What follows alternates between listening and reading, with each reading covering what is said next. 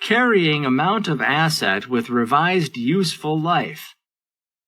XYZ Co. purchased an asset for $25,000 on January 1st, 20x3. It had an estimated useful life of 5 years, and it was depreciated using the straight-line method.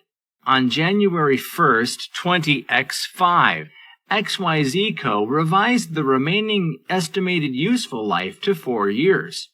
What is the carrying amount of the asset at 31 December 20x5? Carrying amount at 1 January 20x5 equals $25,000 minus $25,000 times 2 over 5 equals $15,000.